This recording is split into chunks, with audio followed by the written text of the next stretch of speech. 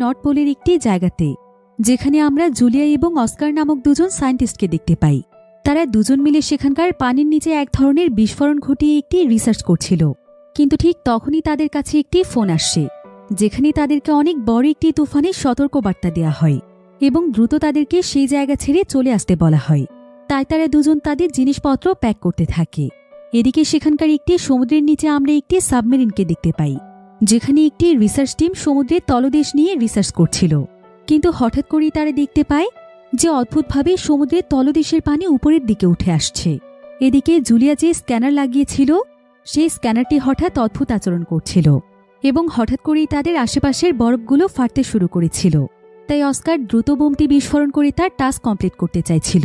এদিকে বিপদ বুঝতে পেরে জুলিয়া তাড়াতাড়ি করে তাদের জিনিসগুলো নিয়ে পালাতে চাইছিল, কিন্তু তাদের হাতে একদমই সময় ছিল না, কারণ বরফ এত দ্রুত পরিমাণে ভাঙতে শুরু করেছিল যে তারা এখানে থাকলে তারা সেই বরফের নিচেই তলিয়ে যাবে। তাই অস্কার তখন তাড়াতাড়ি জুলিয়াকে টেনে তাদের স্নোবাইক পর্যন্ত নিয়ে যায়, আর তারা দুজন মিলে দ্রুত সেখান থেকে পালানোর চেষ্টা করে। কিন্তু বরফ ভাঙতে ভাঙতে একদম তাদের কাছেই চলে আসছিল। আর অস্কার এবং জুলিয়া তাদের রিসার্চের জন্য যেই বোমগুলো পানিতে ফেলেছিল, সেগুলো হঠাৎ করে ব্লাস্ট হতে শুরু করে। আর যেহেতু পানির স্রোতে সেগুলো একদম উপরে উঠে এসেছিল, তাই সেই বোমের বিস্ফোরণে সেখানে বিশাল বড় সুনামি তৈরি হয়ে যায়। এতে করে তাদের বেস ক্যাম্প একদম পুরোপুরিভাবে পানির নিচে চলে যায়, আর আশেপাশে থাকা সবকিছু একদম ধ্বংস হয়ে যেতে থাকে। জুলিয়া এতে প্রচণ্ড ভয় পেয়ে গিয়ে সেখানে কাঁদছিল। আর কিছুক্ষণের মধ্যে তাদের কোনো কিছু বুঝে ওঠার আগেই সেই সুনামির পানির নিচে তারা দুজনও তলিয়ে যায়। অন্যদিকে সেই সাবমেরিনটিও বিস্ফোরণের জায়গাটির কাছেই চলে এসেছিল, যার ফলে পানির স্রোতে সাবমেরিনটি অনেক বড় একটি ধাক্কা খায়। ফলে পুরো সাবমেরিনটি একদম কাঁপছিল, মনে হচ্ছিল যে এখনই সাবমেরিনটি ফেটে যাবে। তাই সাবমেরিনের ভেতরে থাকা সবাই অনেক ভয় পেয়ে যায়। তারা এখানে সার্ভাইভ করার অনেক চেষ্টা করছিল, কিন্তু কিছুক্ষণের মধ্যেই তারা সবাই বুঝতে পারে যে তাদের সাবমেরিনের মধ্যে কিছু একটা বারবার ধাক্কা দিচ্ছে। ফলে সাবমেরিনটির ভেতরে অনেক বেশি প্রেসার ক্রিয়েট হচ্ছে, আর আস্তে আস্তে সাবমেরিনের বিভিন্ন ইঞ্জিন নষ্ট হয়ে যাচ্ছে এবং সাবমেরিনের বিভিন্ন অংশ ভেঙে চুরে তছনছ হয়ে যাচ্ছে। আসলে এখানকার রিসার্চের বিস্ফোরণের ফলে অনেক ভয়ানক একটি প্রাণী জেগে উঠেছে, যেটা প্রায় 1000 বছরের বেশি সময় ধরে ঘুমন্ত অবস্থায় ছিল। এখন সেই প্রাণীটির আক্রমণের ফলে পুরো সাবমেরিনটি একদম ডিস্ট্রয় হয়ে যায়। ফলে দেখতে দেখতেই সাবমেরিনটি একদম সমুদ্রের পানির গভীরে তলিয়ে যায়। আর পরবর্তীতে এই সাবমেরিন এবং সাবমেরিনে থাকা কারো কোনো খোঁজ পাওয়া যায় না। এবার আমরা আমেরিকার একজন নেভি কমান্ডারকে দেখতে পাই। তার নাম হচ্ছে গ্র্যাব। গ্র্যাবের কাছে আজকে একটি নোটিশ এসেছে, যেটা দেখে সে জানতে পারে যে তাদের গত মিশনে যাওয়া সাবমেরিনটি নর্থ পোলের মাঝে হারিয়ে গিয়েছে। আর সেই সাবমেরিন এবং সাবমেরিনে থাকা কোনো মানুষের খোঁজ পাওয়া যায়নি। যেটা জানতে পেরে গ্র্যাব তো একদম অবাক হয়ে যায়, কারণ তাদের এই মিশনটি এতটাই সুরক্ষিতভাবে করা হয়েছিল যে সাবমেরিনের হারিয়ে যাওয়ার কোনো প্রশ্নই আসে না। তাই সে এখানে স্পেশাল একটি অ্যাসাইনমেন্টে সাইন করে দেয়, যাতে করে সর্বোচ্চটা দিয়ে সাবমেরিনটিকে সার্চ করা হয় এবং সাবমেরিনটির সঙ্গে আসলে কি ঘটেছিল সেটা যেন যাচাই করা হয়। এবার অন্যদিকে আমরা ভিক্টর নামক একজন কমান্ডারকে দেখতে পাই। নেভি কমান্ডার গ্র্যাব যে সার্চের জন্য সাইন করেছে, সেই সার্চের মিশনের লিডার হচ্ছে ভিক্টর।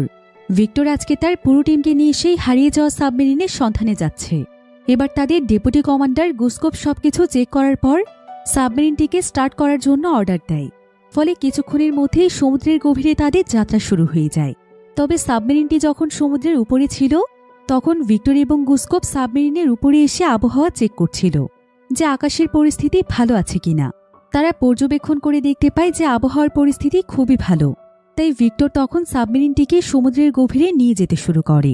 আর তারা যখন সফলভাবে সমুদ্রের গভীরে চলে আসে, তখন ভিক্টর সাবমেরিনে থাকা ক্রুদেরকে বলে যে সমুদ্রের মধ্যে সাবমেরিনের গ্যাসের দিকে লক্ষ্য করার জন্য, কারণ সমুদ্রের পানিতে নিশ্চয়ই আগে সাবমেরিনের গ্যাস রয়েছে। তাই সেই গ্যাসকে ফলো করে এগুলি তারা খুব সহজেই সাবমেরিনটিকে খুঁজে পেতে পারে। এবার আমরা আবারও নর্থ পোলের পরিস্থিতি দেখতে পাই, যেখানে দেখা যায় যে জুলিয়া এবং অস্কার এখনও বেঁচে আছে। তারা কোনো মতে সেই সুনামির ঝড় থেকে উঠে এসেছিল, আর এখন তারা তাদের বাকি টিম মেম্বারদের সন্ধান করছে। তবে আশেপাশে কোনো মানুষের অস্তিত্বই ছিল না। তো তাদের সন্ধান করতে করতে জুলিয়া সেখানে একটি ট্র্যাকিং বই খুঁজে পায়, যেটার মাধ্যমে সমুদ্রের বিভিন্ন লোকেশন এবং তথ্য খুঁজে পাওয়া যায়।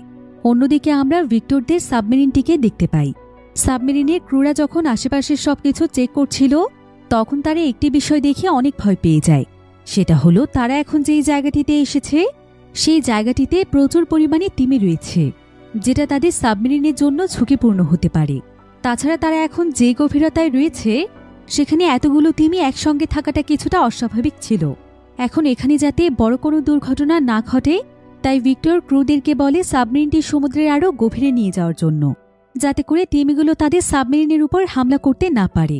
ক্রুরা তখন আস্তে আস্তে সাবমেরিনটিকে সমুদ্রের গভীরে নিয়ে যেতে থাকে, কিন্তু আশেপাশে প্রচুর পরিমাণে তিমি থাকার কারণে এতে তাদের কিছুটা সমস্যা হচ্ছিল, কারণ তিমিদের সাথে তাদের সাবমেরিনটি ধাক্কা খাচ্ছিল।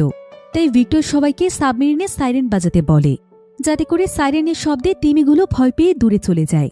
আর ক্রুরা এমনটা করলে বিষয়টি তাদের কাজেও লেগে যায়, তিমিগুলো সঙ্গে সঙ্গেই দূরে সরে যায়।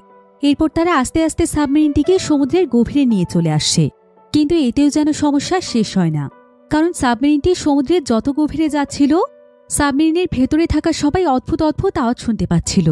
আর কিছুক্ষণ পর সেখানে এত জোরে একটি গর্জনের আওয়াজ শুনতে পাওয়া যায় যে এতে তাদের সাবমেরিনটি একদম কেঁপে ওঠে।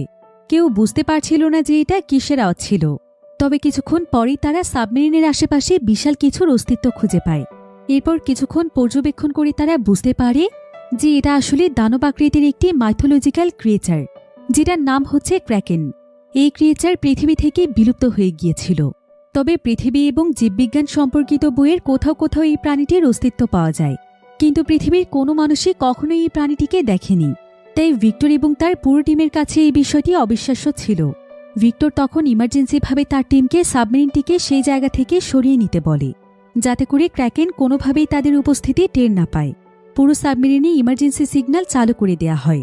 এবার তারা আস্তে আস্তে তাদের সাবমেরিনটিকে সেই জায়গা থেকে সরিয়ে নেওয়ার চেষ্টা করে, কিন্তু এখন তারা যে জায়গাটিতে ছিল সেই জায়গাটির প্রায় সমস্ত জায়গাতেই বরফের আস্তরণ দিয়ে ঢাকা ছিল, অর্থাৎ সমুদ্রের এত গভীর পর্যন্ত বরফ ছিল। তারা তখন কোনো উপায় না পেয়ে বরফের মধ্যেই সাবমেরিনটিকে ঢুকিয়ে দেয়। সাবমেরিনটি তখন বরফগুলো ভাঙতে ভাঙতে অনেকটাই ভেতরে চলে আসে। এতে প্রথমে সাবমেরিনের ইঞ্জিনে অনেক সমস্যা দেখা দিচ্ছিল। এবার তারা একদম বিশাল বিশাল বরফের মাঝখানে চলে আসছে, আর এখানে এসে তারা কোনোমতে তাদের সাবমেরিনটিকে থামিয়ে দেয়। ভিক্টর তখন আস্তে আস্তে সাবমেরিনটিকে সমুদ্রের গভীরে নিয়ে যেতে বলে। এবার আমরা সমুদ্রের উপরের পরিস্থিতি দেখতে পাই। এটা ছিল সেই জায়গা যেখানে সায়েন্টিস্টরা তাদের রিসার্চের জন্য এসেছিল। তবে আশেপাশে এখন অনেকের লাশ পড়ে আছে, কারণ তারা বরফের নিচে ধসেই মারা গিয়েছে। অন্যদিকে সাবমেরিনের এক ধরনের ক্যামেরা ছিল, যেটা ভিক্টর তার টিমকে নিয়ে বরফের আস্তরণের উপরে পাঠিয়ে দেয়, যাতে করে সে এখানকার পরিস্থিতি চেক করতে পারে, কারণ এখানে রিসার্চের জন্য অনেক সায়েন্টিস্ট এসেছিল। যদি তারা এখানে কাউকে পেয়ে যায়, তো ভিক্টর যখন সেই ক্যামেরা দিয়ে আশেপাশে চেক করছিল, ঠিক তখনই সে সেখানে জুলিয়া এবং অস্কারকে দেখতে পায়। সে এতে অনেক খুশি হয়, আর সে তার টিমকে এবার সাবমেরিনটিকে উপরের দিকে নিয়ে যেতে বলে, যাতে করে জুলিয়া এবং অস্কারকে তারা তাদের সঙ্গে করে নিয়ে আসতে পারে। এবার কিছুক্ষণের মধ্যেই দেখা যায় যে সাবমেরিনটি বরফ ভেদ করে উপরে উঠে আসে। এরপর সাবমেরিনের কয়েকজন টিম মেম্বার জুলিয়া এবং অস্কারের কাছে যায়। জুলিয়া তখন তাদেরকে জানায় যে তারা দুজন একটি জিওলজিস্ট কন্ডাক্টিং রিসার্চে এসে এখানে আটকা পড়ে গিয়েছে। জুলিয়া তাদেরকে এখানে ঘটে যাওয়া সমস্ত ঘটনাগুলোও বলে, যে কিভাবে এখানকার বরফগুলো ধসে পড়তে শুরু করেছিল, আর হঠাৎ করে সমুদ্রের পানির উচ্চতা বেড়ে যাওয়ার কারণে তাদের রিসার্চের বোমগুলো বিস্ফোরণ হয়ে গিয়েছিল। একথা শুনে ভিক্টর বুঝতে পারে যে এটাই তাহলে সেই জায়গা যেখান থেকে সাবমেরিনটি মিশনে এসে হারিয়ে গিয়েছিল। এবার সাবমেরিনের পুরো টিম মিলে অস্কার এবং জুলিয়াকে তাদের সাবমেরিনে উঠিয়ে নেয়। এরপর তারা আবারও সেই হারিয়ে যাওয়া সাবমেরিনের খোঁজ করার সিদ্ধান্ত নেয়। তো ভিক্টর যখন আবারও তাদের মিশনটি স্টার্ট করতেই যাচ্ছিল, ঠিক তখনই গুস্কোপ এসে তাকে বাধা দেয়, আর সে ভিক্টরকে প্রথমে হেড অফিসে রিপোর্ট করতে বলে যে সমুদ্রের তলদেশে তারা দানব আকৃতির মাইথোলজিক্যাল ক্রিয়েচার ক্র্যাকেনকে দেখেছে। এটা অবশ্যই তার হেড অফিসে জানানো উচিত, কারণ সেই ক্রিয়েচারটি এতটাই বিশাল আকৃতির যে তাদের এই পুরো সাবমেরিনটি সে গিলে খেয়ে ফেলতে পারে। এতে তো তারাও মারা যেতে পারে, আর একবার তারা বড় বিপদে পড়লে পরবর্তীতে তারা হেড অফিসে সিগন্যাল পাঠানোর সময়ই পাবে না। কিন্তু ভিক্টর কোনোভাবেই বিষয়টিকে বড় করতে চাইছিল না, এমনকি সে মিশনটি কমপ্লিট করতেও কোনো প্রকার দেরি করতে চাইছিল না, কারণ যে সাবমেরিনটি হারিয়ে গিয়েছে সেই সাবমেরিনটিতে তার বড় ভাইও ছিল। তার বড় ভাই হচ্ছে সাবমেরিনের কমান্ডার, যার নাম হচ্ছে অ্যালেক্স। তাই ভিক্টর যেভাবেই হোক মিশনটি চালিয়ে যেতে চাইছিল। ভিক্টর তখন সবাইকে বলে যে তারা সেই ক্রিয়েচার থেকে অনেক দূরে চলে এসেছে, তাই তাদেরকে তাদের মিশনটি চালিয়ে যেতে হবে, কারণ তাদের মিশনের উপর অনেকগুলো মানুষের জীবন মরণ নির্ভর করছে। হতে পারে তাদের সেই সাবমেরিনটিতে কোনো সমস্যা দেখা দিয়েছে আর তারা সমুদ্রের তলদেশে তাদের সাহায্যের জন্য অপেক্ষা করছে। এখন ভিক্টর যেহেতু তাদের সবার লিডার ছিল, তাই ভিক্টরের কথাই তাদের সবাইকে মানতে হয়। এবার কিছুক্ষণের মধ্যেই সবাই সাবমেরিনটিকে আবারও স্টার্ট করে আর আস্তে আস্তে তারা সাবমেরিনটিকে সমুদ্রের গভীরে নিয়ে যায়। এরপর তারা আবারও সেই হারিয়ে যাওয়া সাবমেরিনের সন্ধান করতে থাকে। তারা সাবমেরিনের ভেতরের ম্যাপ ফলো করতে করতে এগোচ্ছিল, কিন্তু কিছু দূর যাওয়ার পরেই দেখা যায় যে সামনে থেকে অনেক বিকট একটি আওয়াজ আসতে থাকে, যেটা শুনতে পেয়ে তারা সবাই অনেক ভয় পেয়ে যায়। আর কিছুক্ষণের মধ্যেই দেখা যায় যে সমুদ্রের তলদেশের মাটি পানিতে মিশতে শুরু করে। এখন সবাই যখন এই বিষয়টি লক্ষ্য করে, তখন তারা দেখতে পায় যে সেই ভয়ানক ক্রিয়েচার অর্থাৎ ক্র্যাকেন তাদের পেছনেই রয়েছে আর সেই ক্র্যাকেন তাদের সাবমেরিনটির পিছু করছে। এটা দেখে তারা সবাই অনেক ভয় পেয়ে যায়। ভিক্টর তখন তাদের সমস্ত ক্রুদেরকে অর্ডার করে যাতে করে সাবমেরিনটিকে দ্রুত একটি বরফের মাঝখানে ঢুকিয়ে দেয়া হয়, যেখান থেকে ক্র্যাকেন আর তাদের সাবমেরিনটিকে দেখতে পাবে না। তো সবাই যখন সাবমেরিনটিকে লুকোনোর কাজে ব্যস্ত ছিল, ঠিক তখনই তারা দেখতে পায় যে সমুদ্রের নিচে একটি অয়েল মাইন রয়েছে আর ক্র্যাকেনটি মূলত সেই জায়গাতেই আক্রমণ করতে যাচ্ছে। এবার ক্র্যাকেনটি কিছুটা সাইডে চলে গেলে সবাই মিলে তাদের সাবমেরিনটিকে একটি বরফের মাঝখানে নিয়ে যায়। এবার ক্র্যাকেনটি কিছুটা সাইডে চলে গেলে তারা একটু নিশ্চিন্ত হয়। তারা ভাবে যে ক্র্যাকেনটি হয়তো চলে গিয়েছে। এরপর তারা দ্রুত তাদের সাবমেরিনটি একটি বরফের মাঝখানে নিয়ে গিয়ে লুকিয়ে ফেলে। অন্যদিকে আমরা সমুদ্রের সেই অয়েল মাইনটিকে দেখতে পাই, যেখানে বেশ কিছু মানুষ কর্মরত ছিল। তো একজন ব্যক্তি যখন সেখানকার গ্লাস দিয়ে বাইরে দেখছিল, তখন যেন ভয়ে একদম তার আত্মা কেঁপে ওঠে, কারণ সে দেখতে পায় যে তাদের পুরো সাবমেরিনটিকে ক্র্যাকেন ঘিরে ফেলেছে। আর এই ক্র্যাকেনটির এক একটি অঙ্গ প্রত্যঙ্গ এতটাই বিশাল আকৃতির ছিল, যেটা দেখে তারা একদম হতবাক হয়ে যায়। এবার মুহূর্তের মধ্যে ক্র্যাকেনটি অয়েল মাইনের উপর হামলা শুরু করে। সে অয়েল মাইনটিকে একদম ভেঙে চুরে তছনছ করে ফেলছিল। ফলে সেখানকার গ্লাস ভেঙে সমুদ্রের পানি সেখানে প্রবেশ করতে শুরু করে। এদিকে ক্র্যাকেনটি পুরো অয়েল মাইনটিকে একদম পেঁচিয়ে ধরে, আর সেখানে যেহেতু তেলের উপস্থিতি ছিল, তাই সেই পুরো জায়গাটি একদম বিস্ফোরিত হয়ে যায়। ফলে সেখানে কর্মরত সবাই মারা যায়। এদিকে ভিক্টরদের সাবমেরিনে যেই ক্যামেরাটি ছিল, সেই ক্যামেরার মাধ্যমে ভিক্টর এবং তার পুরো টিম সবকিছুই দেখতে পাচ্ছিল, যে ক্র্যাকেনটি কিভাবে এই বিশাল অয়েল মাইনকে ধ্বংস করে দিয়েছে। তারা এখানে বুঝতে পারে যে ক্র্যাকেনটি আসলে কতটা শক্তিশালী এবং কতটা ভয়ানক। এতদিন যে ক্রিয়েচারটিকে তারা শুধুমাত্র বইতেই পড়েছে, সেই ক্রিয়েচারটি আজকে সত্যি সত্যি তাদের সামনে। তারা তো ভাবতেই পারছে না যে পৃথিবীতে এত বড় ক্রিয়েচার রয়েছে। এখন তাদের এখানে কোনো কিছু বুঝে ওঠার আগেই ক্র্যাকেনটি তাদেরকে দেখে ফেলে আর আবারও সে তাদের পিছু করতে শুরু করে। সবাইতে প্রচণ্ড ভয় পেয়ে গিয়ে সাবমেরিনটিকে আবারও ঘুরিয়ে ফেলে। কিন্তু ক্র্যাকেনটি যেহেতু বিশাল আকৃতির ছিল, তাই সে দূর থেকেই তার লেজ দিয়ে সাবমেরিনটির উপর অ্যাটাক করছিল। এতে করে সাবমেরিনটি কাঁপতে শুরু করে। সবাই এতে অনেক ভয় পেয়ে যায়। গুসকোপ তখন ভিক্টরের কাছে এসে বলে যে এসব কিছু ভিক্টরের জন্যই হয়েছে, তাই এখন সে যা বলছে সবাই যেন তাই করে। গুসকোপ তখন ক্রুদেরকে সাবমেরিনে টর্পেডো লঞ্চ করতে বলে এবং ক্র্যাকেনটির উপর অ্যাটাক করতে বলে। এবার মুহূর্তের মধ্যে ভিক্টর এবং গুসকোপের কমান্ডে ক্রুরা দ্রুত টর্পেডোর পজিশন সেট করে ফেলে আর তারা দেরি না করে সঙ্গে সঙ্গে টর্পেডো লঞ্চ করে দেয়। এরপর দেখা যায় যে দুটো টর্পেডো সোজা ক্র্যাকেনটির কাছে গিয়ে বিস্ফোরিত হয়ে যায়। সবাই সেখানে সেলিব্রেট করতে শুরু করে, কারণ তারা ভাবছিল যে ক্র্যাকেনটি মারা গিয়েছে। কিন্তু এত বড় একটি অয়েল মাইন বিস্ফোরণের পরও যে ক্র্যাকেনের কিছু হয়নি, সেই ক্র্যাকেন কি শুধুমাত্র টর্পেডোর মাধ্যমেই মরবে? কিন্তু সবাই এখানে এবার অনেক রিল্যাক্সে ছিল। এমন সময় গুসকোপ আবারও ভিক্টরকে কথা শোনাতে শুরু করে। সে তাকে বলে যে সে এখানকার লিডার হওয়ার যোগ্য নয়, কারণ সে একজন লিডার হয়ে একটি সঠিক ডিসিশন নিতে পারেনি। তার জন্য আজকে সবাই মরতে যাচ্ছিল। তাই এখন থেকে সবাইকে সে কমান্ড করবে, কারণ সে ইমার্জেন্সিভাবে একটি সিদ্ধান্ত নিয়ে ক্র্যাকেনকে মেরে ফেলেছে, যেটা ভিক্টর করতে পারেনি। কিন্তু মুহূর্তের মধ্যেই গুসকোপের এই আত্মবিশ্বাস মাটিতে মিশে যায়, কারণ একজন ক্রু মেম্বার চিৎকার করে বলে যে ক্র্যাকেনটি তো এখনো মুভ করছে, এটার এখনো কিচ্ছু হয়নি। গুসকোপ তখন আবারও টর্পেডো লঞ্চ করতে বলে। এবার আবারও যখন দুটো টর্পেডো গিয়ে ক্র্যাকেনটিকে আঘাত করে, তখন এতেও ক্র্যাকেনটির কিছু হচ্ছিল না। ক্র্যাকেনটি একদম আগের মতোই মুভ করছিল। সমস্ত ক্রু মেম্বার এইতে অনেক ভয় পেয়ে যায় আর তারা গুসকোপকে তাদেরকে পরবর্তী কমান্ড দিতে বলে। কিন্তু গুসকোপ এখন নিজে একদম কনফিউজড হয়ে যায় যে সে আসলে এখন ক্রুদেরকে কি করতে বলবে। আর গুসকোপ যেহেতু ভিক্টরকে অপমান করেছে, তাই ভিক্টর ইচ্ছে করেই চুপ করে বসেছিল এবং সে বুঝতে পারে যে পুরো টিমকে কমান্ড দেয়া এতটাও সহজ কাজ নয়। তাই ভিক্টর তখন আবারও কমান্ডের দায়িত্ব নেয়। ভিক্টর তখন সমস্ত ক্রু মেম্বারদেরকে বলে যে বিশাল আকৃতির দানবকে তারা অ্যাটাক করে মারতে পারবে না, তাই তাদের উচিত এখান থেকে পালানোর চেষ্টা করা, কারণ এই ক্র্যাকেনের উপর অ্যাটাক করে কোনো লাভ নেই। ক্রু মেম্বাররা তখন তাদের সাবমেরিনের স্পিড বাড়িয়ে দিয়ে পালানোর চেষ্টা করে, কিন্তু তারপরে এক পর্যায়ে ক্র্যাকেনটি সাবমেরিনের উপর এত জোরে আঘাত করে যে সাবমেরিনের একটি অংশ ক্ষতিগ্রস্ত হয়, আর পুরো সাবমেরিনটি অনেক জোরে ধাক্কা খাওয়ার কারণে সাবমেরিনে থাকা সবাই নিচে পড়ে যায়। আর ভিক্টর তার মাথায় আঘাত পেলে তার মাথা ফেটে যায়, ফলে মুহূর্তের মধ্যেই ভিক্টর সেখানে অজ্ঞান হয়ে পড়ে যায়। এদিকে সাবমেরিনের বেশ কিছু ইলেকট্রনিক ডিভাইস ভেঙে তছনছ হয়ে যায়, ফলে সাবমেরিনের ভেতরে শর্ট সার্কিট হতে শুরু করে। সাবমেরিনটিও নিজের নিয়ন্ত্রণ হারিয়ে সমুদ্রের তলদেশে চলে যেতে থাকে। আর কিছুক্ষণের মধ্যেই সাবমেরিনটি একদম সমুদ্রের নিচের মাটিতে গিয়ে অনেক জোরে ধাক্কা খায়, ফলে সাবমেরিনের ইঞ্জিনগুলো কাজ করা বন্ধ করে দেয়। আর সেই ক্র্যাকেনও তার লেজ দিয়ে বারবার সাবমেরিনে আঘাত করছিল।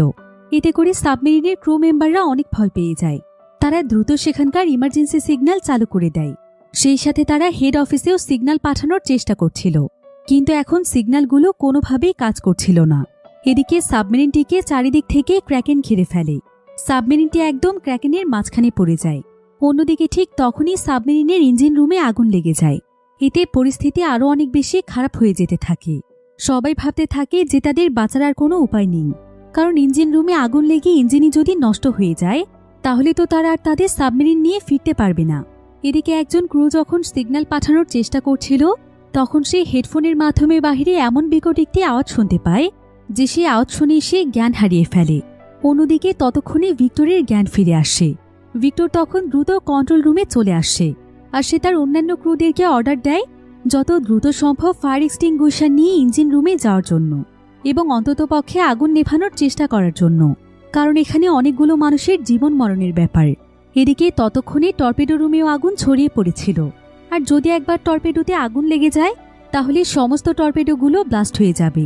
এজন্য দ্রুত কয়েকজন ক্রু মেম্বার ফায়ার এক্সটিংগুইশার নিয়ে ইঞ্জিন রুমের কাছে চলে যায়, কিন্তু ততক্ষণে আগুনের পরিমাণ অনেক বেশি বেড়ে গিয়েছিল, তাই ক্রু মেম্বাররা সেখানে ভালোভাবে প্রবেশই করতে পারছিল না।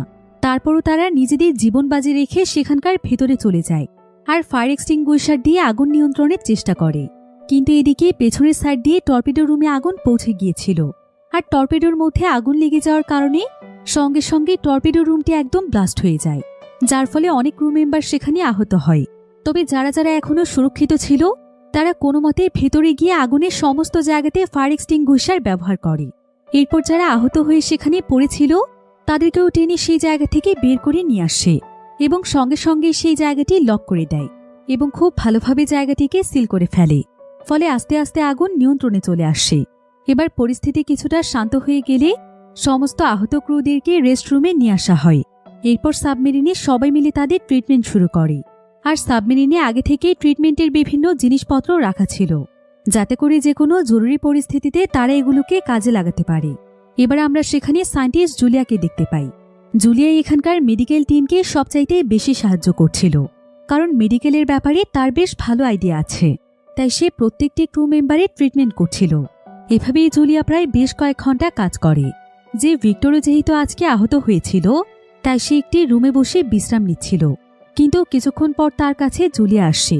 জুলিয়া তখন ভিক্টরকে বলে যে তাদের এখন সত্যি সত্যি এই মিশনটি বন্ধ করে দেওয়া উচিত, কারণ সে তো নিজের চোখেই দেখতে পেয়েছে যে সমুদ্রের মাঝখানে কত বড় ক্র্যাকেন ঘুরে বেড়াচ্ছে। তাহলে তার কাছে কি মনে হয় যে এখনো সেই সাবমেরিনটি আছে, অথবা সাবমেরিনের কোনো মানুষ জীবিত আছে? তার কাছে তো এটা একদমই মনে হচ্ছে না, বরং তার মনে হচ্ছে যে সেই সাবমেরিনের কেউ বেঁচে নেই। একথা শুনে ভিক্টরের অনেক মন খারাপ হয়ে যায়, কারণ সে তার ভাই অ্যালেক্সকে নিয়ে অনেক দুশ্চিন্তায় ছিল। এবার এমন সময় সেখানে সাবমেরিনের একটি টিম আসে, আর তারা ভিক্টরকে জানায় যে কন্ট্রোল রুমে অদ্ভুত একটি সিগন্যালের আওয়াজ পাওয়া যাচ্ছে, কিন্তু সেই সিগন্যালটি আসলে কিসের সিগন্যাল সেটা ক্লিয়ারভাবে বোঝা যাচ্ছে না। একথা শুনে ভিক্টর তখন দৌড়ে কন্ট্রোল রুমে চলে যায়, আর সে তার কানে হেডফোন দিয়ে সিগন্যালটিকে বোঝার চেষ্টা করে, যদিও সিগন্যালটিতে পরিষ্কারভাবে কিছুই বোঝা যাচ্ছিল না। তারপরেও ভিক্টর এখানে সবাইকে বলে যে সে পুরোপুরিভাবে নিশ্চিত এই সিগন্যাল তার ভাই অ্যালেক্স পাঠিয়েছে। নিশ্চয়ই তাদের সাবমেরিন এখনও সুরক্ষিত আছে আর তারা বেঁচে আছে, তা না হলে হঠাৎ করে এখানে সিগন্যাল কেন আসবে? ভিক্টর তখন সবাইকে রেস্কিউ মিশন চালিয়ে যেতে বলে, কিন্তু এখন কেউই ভিক্টরের কথা শুনতে চাইছিল না, কারণ সবারই নিজেদের জীবনের ভয় ছিল। এই জায়গাটির প্রতিটি মুহূর্তই হচ্ছে মৃত্যুর সঙ্গে লড়াই করার মতো। তাই সবাই চাইছিল মিশনটিকে এখানেই শেষ করে ফিরে যেতে। তবে ভিক্টর তখন সকলকে উদ্দেশ্য করে বলে, আপনাদের কি মনে আছে যখন আমরা নেভিতে কাজ করতে আসি তখন আমরা সবাই একটি শপথ করি এবং আমরা প্রতিজ্ঞা করি যে আমরা আমাদের দায়িত্বে সবসময় অটুট থাকব। যদি আমাদের জীবনও চলে যায় তারপরও কখনো পিছপা হব না। তাহলে আমাদেরকে এখন যে মিশনটিতে পাঠানো হয়েছে সেটাও তো আমাদের উপরে একটি বড় দায়িত্ব। তাহলে আমরা জীবনের ভয়ে এই দায়িত্বকে কিভাবে অস্বীকার করতে পারি? আপনারা একবার ভেবে দেখুন তো, আমরা আটকে আছি সমুদ্রের একদম গভীরে, যেখানে ক্র্যাকেনের মতো ভয়ানক দানব ঘুরে বেড়াচ্ছে এবং আমাদের সাবমেরিনটিও কাজ না করার কারণে ফিরে যাওয়ার মতো কোনো রাস্তা নেই। তাই আমরা আমাদের টিমের পক্ষ থেকে সাহায্যের জন্য অপেক্ষা করছি, কিন্তু কেউ আমাদেরকে বাঁচাতে আসছে না। আস্তে আস্তে আমরা সমুদ্রের গভীরে মরতে শুরু করেছি। তখন সেই মুহূর্তটা আপনাদের কাছে কেমন লাগবে? যারা সেই সাবমেরিনে আটকে আছে তাদের সঙ্গে ঠিক এমনটাই ঘটছে। এখন আপনারাই বলুন যে জীবনের ভয়ে আপনারা কি আপনাদের দায়িত্ব থেকে সরে দাঁড়াবেন, নাকি দায়িত্ব কাঁধে নিয়ে মানুষের জীবন বাঁচাবেন? ভিক্টরের এসব কথা শুনে সবাই অনেক মোটিভেট হয়ে যায়, আর তারা সবাই মিলে পুরোদমে আবারও রেস্কিউ মিশন স্টার্ট করে।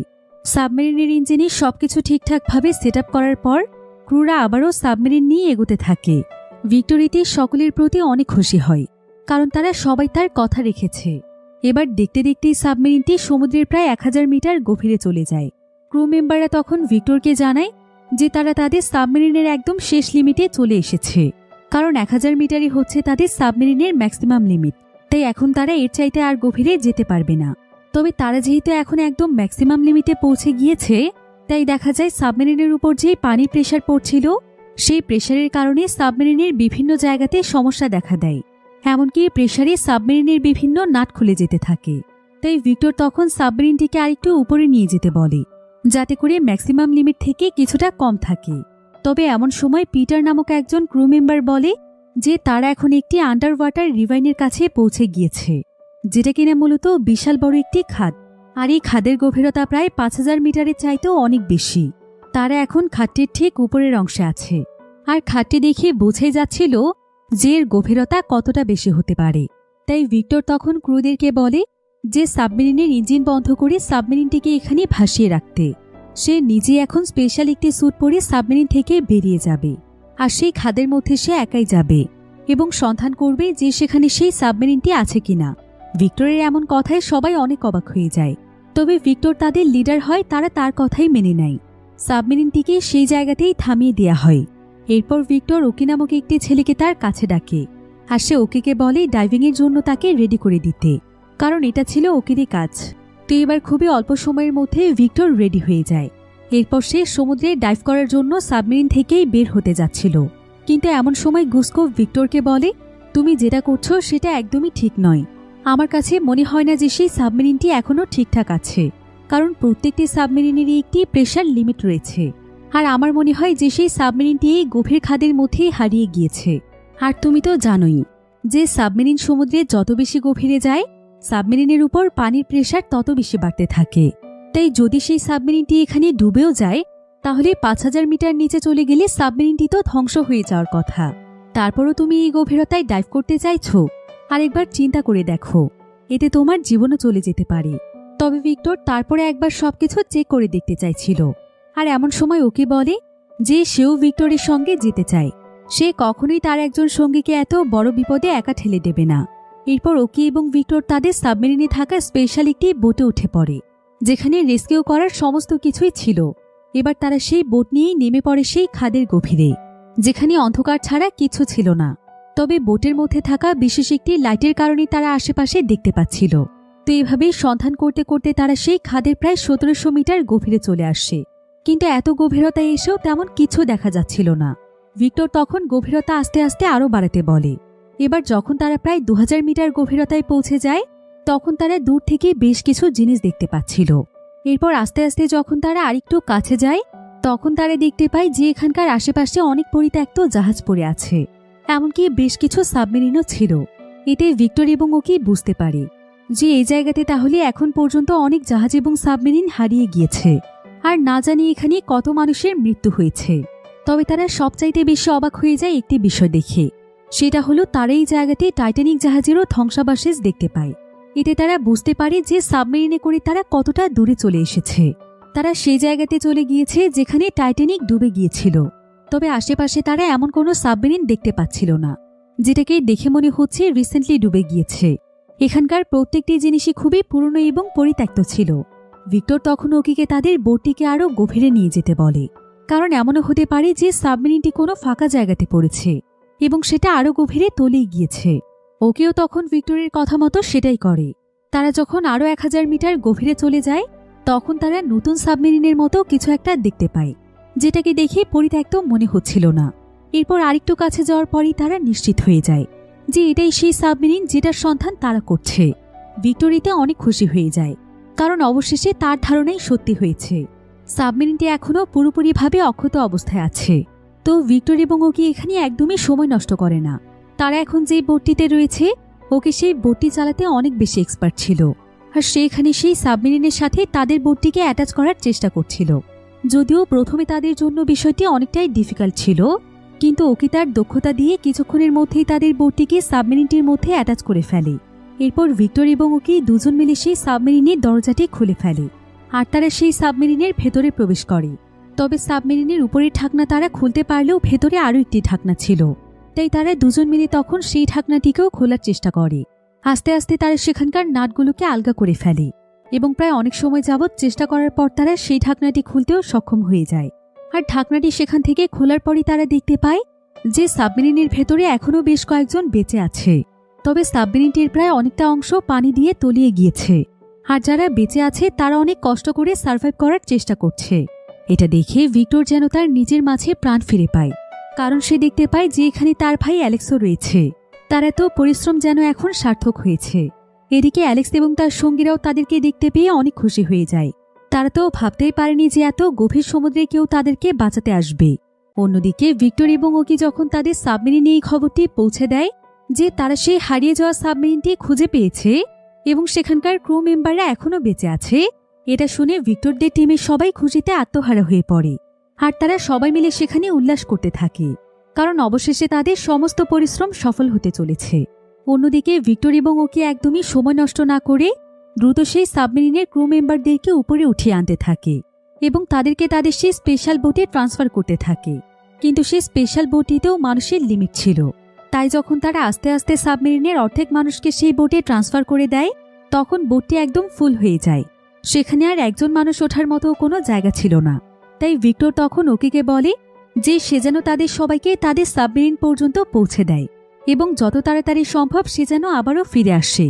সে, তার ভাই অ্যালেক্স এবং বাকিরা ততক্ষণ পর্যন্ত তার জন্য অপেক্ষা করবে।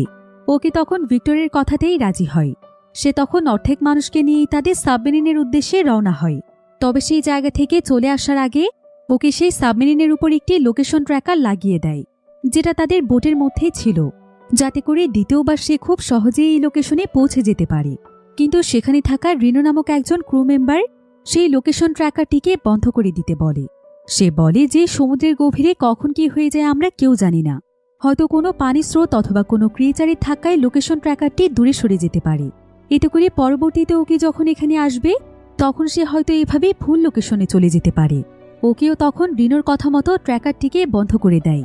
এরপর তারা সোজা সেই সাবমেরিনের উদ্দেশ্যে চলে যায়। এদিকে ভিক্টর এবং বাকি সবাই ওকে ফিরে আসার অপেক্ষা করছিল। এবার অ্যালেক্স এখানে ভিক্টরকে বলে যে তারা তাদের আশেপাশে বিশাল বড় ক্র্যাকেন দেখতে পেয়েছে, তাই নিশ্চয়ই সেই ক্র্যাকেনটি তাদের আশেপাশেই আছে। এজন্য কোনো বিপদ ঘটার আগেই তাদেরকে আগেই প্রস্তুতি নিতে হবে। অ্যালেক্স তখন ভিক্টরকে তার সঙ্গে তাদের ওয়েপন রুমে যেতে বলে, যেখানে তাদের কাছে বেশ কিছু অস্ত্র আছে। বিশেষ করে তাদের কাছে একটি প্লাজমা ওয়েপন রয়েছে, যেটা দিয়ে তারা সেই ক্রিয়েচারটিকে হয়তো ধ্বংস করতে পারবে। এবার ভিক্টর এবং অ্যালেক্স তখন প্রিপারেশন নেওয়ার জন্য প্রস্তুত হয়ে যায়। ভিক্টর অ্যালেক্সের সাথে তাদের ওয়েপন রুমে যেতে শুরু করে, তবে সেই পুরো জায়গাটি পানি দিয়ে একদম ভর্তি হয়ে গিয়েছিল। অন্যদিকে ফাইনালি ওকে সবাইকে নিয়ে তাদের সেই সাবমেরিন পর্যন্ত চলে আসে। এরপর সমস্ত ক্রু মেম্বারদেরকে সাবমেরিনে ঢোকানোর জন্য সবাই সাহায্য করছিল। এখানে অনেক ক্রু মেম্বার আবার আহত অবস্থায় ছিল, তাই ইমার্জেন্সিভাবে সেখানে তাদের ট্রিটমেন্টের ব্যবস্থা করা হয়। তবে সমস্ত ক্রু মেম্বারদেরকে ভেতরে প্রবেশ করানোর পর জুলিয়া ভিক্টরকে দেখতে না পেয়ে অনেক ভয় পেয়ে যায়। আর সে যখন জানতে পারে যে ভিক্টর এখনও সেই সাবমেরিনে রয়েছে, পাশাপাশি এখনও সেই সাবমেরিনে আরও অনেক মানুষ রয়েছে, তখন জুলিয়া অনেক দুশ্চিন্তায় পড়ে যায়। কারণ তাহলে তাদেরকে আরও একবার তাদের মিশনটি পরিচালনা করতে হবে, আর আবারও তারা সাকসেস হবে কিনা এটারও তো কোনো নিশ্চয়তা নেই। অন্যদিকে দেখা যায় যে সেই ক্র্যাকেনটি তাদের আশেপাশেই রয়েছে, আর সেই ক্র্যাকেনটি তার আশেপাশে শব্দ অনুভব করার চেষ্টা করছে। এদিকে ওকি এখানে সময় নষ্ট না করে আবারও রেস্কিউ করার জন্য রওনা হচ্ছিল। তবে এবার তাদের সঙ্গে অস্কার এবং রেনি দুজনেই যেতে চায়। এবার তারা 3 জন মিলে তাদের যাত্রা শুরু করে। তবে তারা যখন এবার 1000 মিটার নিচে আসে, ঠিক তখনই তারা ভয়ানক গর্জনের আওয়াজ শুনতে পায়। ওকে বুঝতে পারে যে এটা সেই ক্র্যাকেনের আওয়াজ, অর্থাৎ ক্র্যাকেনটি তাদের আশেপাশেই আছে। অন্যদিকে গুসকোপ এবং তার পুরো টিমও এই আওয়াজ শুনতে পায়, তাই তারা তাদের মনিটর দিয়ে চেক করতে শুরু করে। আর কিছুক্ষণের মধ্যেই তারা দেখতে পায় যে ক্র্যাকেনটি তাদের সাবমেরিনের একদম সামনে চলে এসেছে, আর কিছুক্ষণের মধ্যেই ক্র্যাকেনটি তাদের উপর অ্যাটাক করবে। তাই গুসকোপ তখন তাদের সবাইকে বলে যে এখন তাদের কারো জন্য অপেক্ষা করার কোনো সময় নেই, তারা নিজেরা বাঁচলে তো তাদের জন্য অপেক্ষা করবে, তাই এখনই তাদেরকে ফিরে যেতে হবে, তা না হলে এখানেই তাদের মৃত্যু নিশ্চিত। ক্র্যাকেনটি তাদের সাবমেরিনে অ্যাটাক করলে এটাতে প্রেশার ক্রিয়েট হবে, ফলে সাবমেরিনে পানি প্রবেশ করতে শুরু করবে। সবাই বুঝতে পারে যে গুসকোপ ঠিকই বলছে, তাই তারা সবাই মিলে তখন তাদের সাবমেরিনটিকে সরিয়ে নেওয়ার চেষ্টা করছিল। এদিকে ক্র্যাকেনটি যখন সেখানে মুভ করছিল, তখন তার শরীরে থাকা একটি বড় পাথর তাদের সাবমেরিনের উপরে এসে পড়ে। এতে পুরো সাবমেরিনটি একদম কেঁপে ওঠে। সাবমেরিনের ইলেকট্রিক লাইনেও সমস্যা দেখা দিতে শুরু করে। সেই সাথে হঠাৎ করে সাবমেরিনটির উপর এমনভাবে প্রেশার বেড়ে যায় যে সাবমেরিনের বিভিন্ন জায়গা ভেদ করে পানি প্রবেশ করতে শুরু করে। সবাই এতে অনেক ভয় পেয়ে যায়। এদিকে সাবমেরিনে সবাই মিলে পানি বন্ধ করার আপ্রাণ চেষ্টা করছিল, তা না হলে তাদের সাবমেরিনটি তো ডুবে যাবে। অন্যদিকে ওকি তার সঙ্গীদেরকে নিয়ে সেই সাবমেরিনটি পর্যন্ত পৌঁছে যায়, কিন্তু তাদের অজান্তেই তাদের বোটের থাকার সেখানকার লোকেশন ট্র্যাকারটি চালু হয়ে যায়। ফলে সেটা সেখানে অনবরত সিগন্যাল দিতে থাকে, আর সেই সিগন্যালের পাওয়ার সমুদ্রের পানিতে রিফ্লেকশন করছিল, যেটা সেই ক্র্যাকেন বুঝতে পারে, আর এটা ক্র্যাকেনকে আকর্ষিত করছিল। তাই ক্র্যাকেন তখন সেই সিগন্যালটির দিকেই আসতে থাকে। এদিকে গুসকোপ এবং তার পুরো টিম ভাবছিল ক্র্যাকেনটি সেখান থেকে চলে গিয়েছে, তাই তারা সেই জায়গাটিকে ছেড়ে যাওয়ার একটি বড় সুযোগ পেয়ে যায়। গুসকোপ পুরো টিমকে অর্ডার দেয় সাবমেরিনটিকে যতটা সম্ভব উপরের সার্ফেসে নিয়ে যাওয়ার জন্য, কিন্তু জুলিয়া এমনটা একদমই চাইছিল না যে অস্কার এবং তাদের বাকি সঙ্গীদেরকে এভাবে মৃত্যুর দিকে ঠেলে দিয়ে তারা চলে যাক, কিন্তু তাদের কাছে এছাড়া আর কোনো উপায় নেই। অন্যদিকে ওকি এবং তার পুরো টিম যখনই সাবমেরিনের সবাইকে উদ্ধার করতে যাবে, ঠিক তখনই ওকি দেখতে পায় যে সেই ক্র্যাকেনটি তাদের বোটের কাছে আছে। এতে সে অনেক বেশি ভয় পেয়ে যায়। অন্যদিকে ভিক্টর এবং অ্যালেক্স তাদের সাবমেরিনের ওয়েপেন রুমে পৌঁছে গিয়েছিল। তবে এমন সময় অ্যালেক্স তার ভাই ভিক্টরকে বলে যে তাদেরকে এখানকার হলওয়ের মাধ্যমে হামাগুড়ি দিয়ে ভেতরে যেতে হবে, তবেই তারা এখানকার প্লাজমা ওয়েপনটিকে অ্যাক্টিভ করতে পারবে।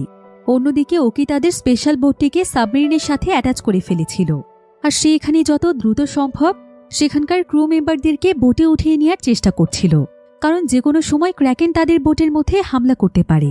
এখানে আবার ক্র্যাকেনের আওয়াজও শুনতে পাওয়া যাচ্ছিল, তাই এখানকার সবাই বেশ ভয় পাচ্ছিল। অন্যদিকে অ্যালেক্স এবং ভিক্টর হলওয়ের মাধ্যমে প্লাজমা উইপনের কাছে পৌঁছে গিয়েছিল। অ্যালেক্স তখন ভিক্টরকে উইপনগুলোকে অ্যাক্টিভ করার জন্য ইনস্ট্রাকশন দিতে থাকে, আর সে তাকে বলতে থাকে সবকিছু তাড়াতাড়ি করার জন্য। কিন্তু এমন সময় অ্যালেক্স অনেক ভয় পেয়ে যায়, কারণ সে তাদের সাবমেরিনের আশেপাশে ক্র্যাকেনের আওয়াজ শুনতে পাচ্ছিল, যেটা কিনা অনেক বিকট একটি আওয়াজ ছিল। আওয়াজ শুনে বোঝাই যাচ্ছিল যে ক্র্যাকেনটি তাদের দিকেই ধেয়ে আসছে। এখন বিপদ সংকেত বুঝতে পেরে ওকে তাড়াতাড়ি সবাইকে ভেতরে ঢুকিয়ে নিয়ে দ্রুত সেখানকার ঢাকনা বন্ধ করে দেয়, কিন্তু ততক্ষণে ক্র্যাকেনটি তাদেরকে চারিপাশ থেকে একদম ঘিরে ফেলেছিল। অন্যদিকে ওয়েপেন রুমের ভেতরে অনবরত পানি প্রবেশ করছিল। পরিস্থিতি এখন খুবই খারাপ হয়ে গিয়েছিল। অ্যালেক্স তখন দ্রুত ভিক্টরকে প্লাজমা উইপন অ্যাক্টিভ করতে বলে। এদিকে ক্র্যাকেনটি তাদের সাবমেরিনের উপর হামলা শুরু করে দেয়, যার ফলে সাবমেরিনটি প্রচণ্ড রকমের কাঁপছিল। এতে ভিক্টর অনেক চেষ্টা করেও কোনোভাবেই প্লাজমা উইপনটিকে অ্যাক্টিভ করতে পারছিল না, কারণ তার হাত খুবই নড়ছিল। তবে অনেক চেষ্টা করার পর ভিক্টর সেখানকার একটি বাটন প্রেস করতে পারে। এতে করে কিছুক্ষণের মধ্যে সেখানে তাদের প্লাজমা উইপনটি অ্যাক্টিভ হয়ে যায়। এদিকে ততক্ষণে ক্র্যাকেনটি তাদের একদম কাছে চলে এসেছিল, কিন্তু সৌভাগ্যবশত ততক্ষণে প্লাজমা উইপনটি তার কাজ শুরু করে দেয়। আর এটা এতটাই শক্তিশালী একটি ওয়েপন ছিল, ফাইনালি ক্র্যাকেনটির পুরো শরীরটি একদম ছিন্ন বিচ্ছিন্ন হয়ে যায়, আর প্লাজমা উইপনটির রিয়েকশন একদম স্পেসের বাইরে পর্যন্ত চলে যায়। তো এত শক্তিশালী ওয়েপনের পাওয়ারের কারণে অবশেষে ক্র্যাকেনটি সেখানেই মারা যায়। কিন্তু তারপরও তাদের বিপদ এখনও শেষ হয়নি, কারণ এমন সময় অ্যালেক্স দেখতে পায় যে এখানে তাদের প্লাজমা উইপনটি অ্যাক্টিভ করার কারণে সাবমেরিনের অটোমেটিক ডিস্ট্রাকশন সিস্টেমও অ্যাক্টিভেট হয়ে যায়। অর্থাৎ কিছুক্ষণের মধ্যে সাবমেরিনটিও ডিস্ট্রয় হয়ে যাবে। তাই অ্যালেক্স এখানে ভিক্টরের জন্য অনেক দুশ্চিন্তায় পড়ে যায়, কারণ ভিক্টর এখনো উপরের ওয়েপন রুমেই ছিল। অ্যালেক্স তখন ভিক্টরকে তাড়াতাড়ি করে নিচে নেমে আসতে বলে, আর ততক্ষণে ভিক্টর নিচে চলে এসেছিল।